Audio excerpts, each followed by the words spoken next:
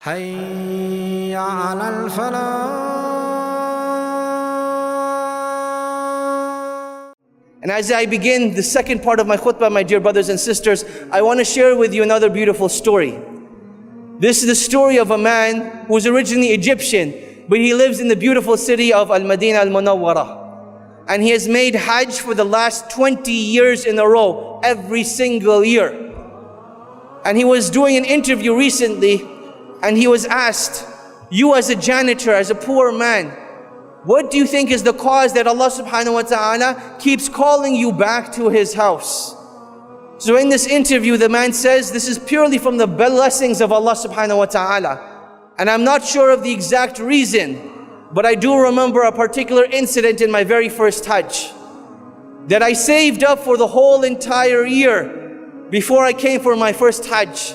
And I went on this great journey.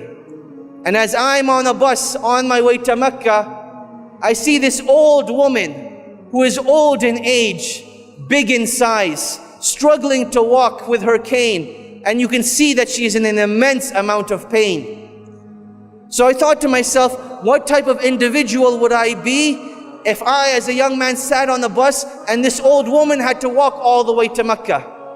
So while we were stuck in traffic, I got off the bus and I went to this woman and I said, oh my dear mother, I ask you by Allah that please take my seat and I will walk in your place instead.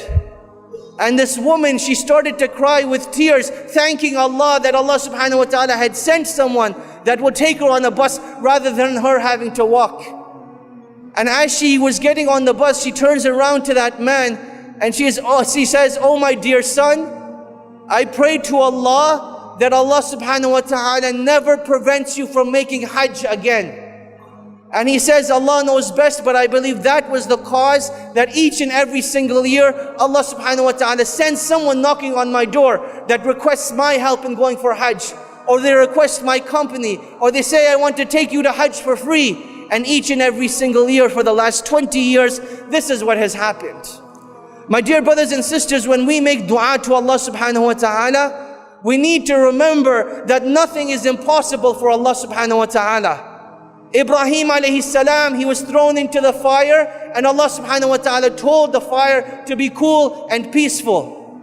Maryam, the mother of Isa, Allah subhanahu wa ta'ala granted her a miraculous birth, even though it was not humanly or physically possible. Isa alayhi salam was born speaking in his cradle. Yunus alayhi salam was devoured whole by a whale and taken to the bottom of the ocean. And when he called out to Allah, Allah subhanahu wa ta'ala was there to protect him and grant him that which he desires. My dear brothers and sisters, that is our relationship with Allah subhanahu wa ta'ala. وَآتَاكُم مِّن كُلِّ مَا سَأَلْتُمُوهُ. That if you were to ask Allah subhanahu wa ta'ala, Allah subhanahu wa ta'ala is shy to turn our hands away empty-handed. Rather, we are the ones that fall deficient. That Allah subhanahu wa ta'ala has given us this great blessing, yet we do not take advantage of it. My dear brothers and sisters, Allah subhanahu wa ta'ala does not get angry when we keep asking for the things that we want and desire. Allah subhanahu wa ta'ala becomes angry when we don't ask of Him, when we think of ourselves self-sufficient.